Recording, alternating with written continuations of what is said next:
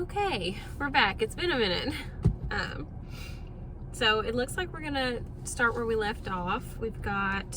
So this is about Ishmael. So this is the account of the family line of Abraham's son Ishmael, whom Sarah's slave Hagar, the Egyptian, bore to Abraham. So this is starting from his line. These are the names of the sons of Ishmael, listed in order of their birth. You've got Nebaioth, the firstborn of Ishmael, Kedar, Abdil, Mibsam, Mishma, Duma, Massa, Hadad, Tema, Jetur, Napshis, and Kedema. These are the sons of Ishmael, and these are their names of the 12 tribal rulers, according to their settlements and camps. Ishmael lived 137 years. He breathed his last and died, and he was gathered to his people. His descendants settled in the area from Havilah to Shur, near the eastern border of Egypt, as you go toward Asher. And they lived in hostility toward all the tribes related to them. Alrighty, so then we've got, it says the story of Isaac. Isaac inherited everything from his father, including God's promise to make his descendants into a great nation. As a boy, Isaac did not resist as his father prepared to sacrifice him, and as a man, he gladly accepted the wife that others chose for him. Through Isaac, we learn how to let God guide our lives and place his will ahead of our own. Okay, so now you have Jacob and Esau. So this is the account of the family line of Abraham's son Isaac.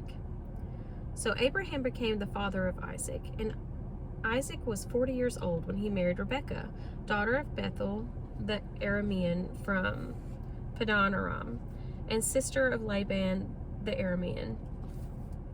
Isaac prayed to the Lord on behalf of his wife because she was childless. The Lord answered his prayer, and his wife Rebekah became pregnant. The babies jostled each other within her, and she said, "Why is this happening to me?" So she went to inquire of the Lord.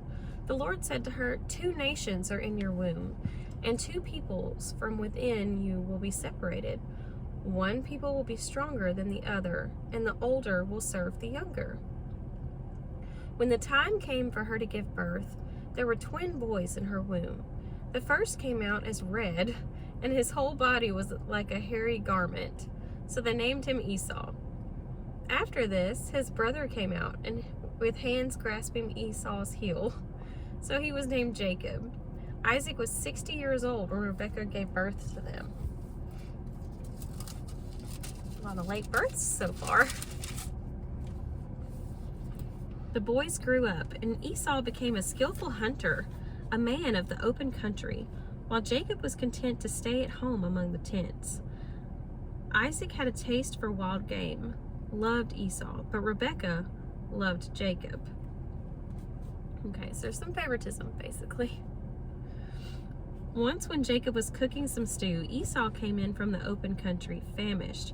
He said to Jacob, "Quick, let me have some of that red stew. I'm famished." That is why he is also called Edom. Jacob replied, "First, sell me your birthright." "Look, I am about to die," Esau said. "What good is a birthright to me?" But Jacob said, "Swear to me first." So he swore an oath to him, selling his birthright to Jacob. Then Jacob gave Esau some bread and some lentil stew. He ate and drank and then got up and left. So Esau despised his birthright. Now there was a famine in the land, besides the previous famine in Abraham's time, and Isaac went to Abimelech, king of the Philistines in Gerar. The Lord appeared to Isaac and said, "Do not go down to Egypt. Live in the land where I tell you to live. Stay in this land for a while, and I will be with you and will bless you. For to you and your descendants I will give all these lands, and will confirm the oath I swore to your father Abraham. I will make your descendants as numerous as the stars in the sky, and will give them all the lands, and through your offspring all nations on earth will be blessed. Because Abraham obeyed me and did everything I required of him, keeping my commands, my decrees, and my instructions." So Isaac stayed in Gerar. When the men of that place asked him about his wife, he said, "She is my sister." Okay, does that sound familiar? We've seen this before. because he was afraid to say, "She is my wife," he thought. "The men of this place might kill me on account of Rebekah, because she's beautiful." When Isaac had been there a long time, Abimelech, king of the Philistines, looked down from a window and saw Isaac caressing his wife Rebekah. So Abimelech summoned Isaac and said, "She is really your wife. Why did you say she is my sister?" Isaac answered him, "Because I thought I might lose my life on account of her." Then Abimelech said, What is this you have done to us? One of the men might well have slept with your wife, and you would have brought guilt upon us." So Abimelech gave orders to all the people, "Anyone who harms this man or his wife shall surely be put to death." Isaac planted crops in that land. The same year reaped 100-fold, because the Lord blessed him. The man became rich, and his wealth continued to grow until he became very wealthy. He had so many flocks and herds and servants that the Philistines envied him. So all the wells that his father's servants had dug in the time of his father Abraham, the Philistines stopped up, filling them with earth. Then Abimelech said to Isaac, "Move away from us. You've become too powerful for us."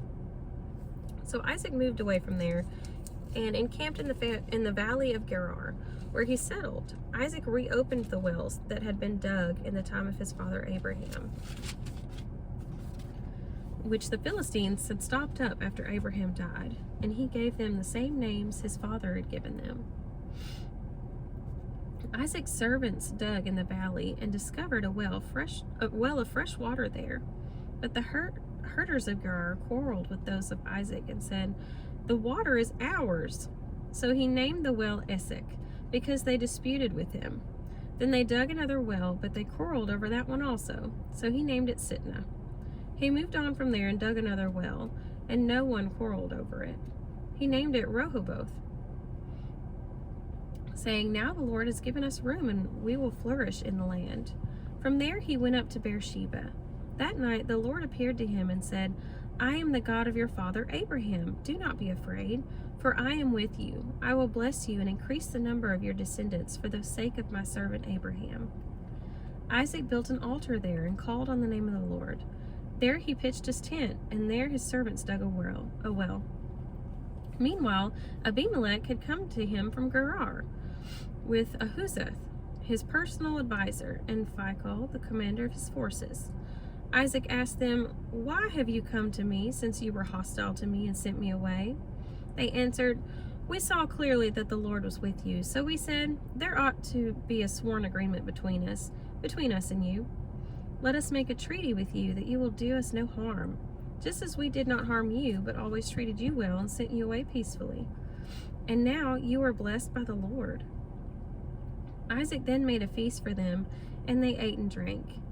Early next morning the men swore an oath to each other. Then Isaac sent them on their way, and they went away peacefully. That day Isaac's servants came and told him about the well they had dug. They said, "We found water." He called it Sheba, and to this day the name of the town was Beersheba. Okay. Might have a little bit more time for a little bit more.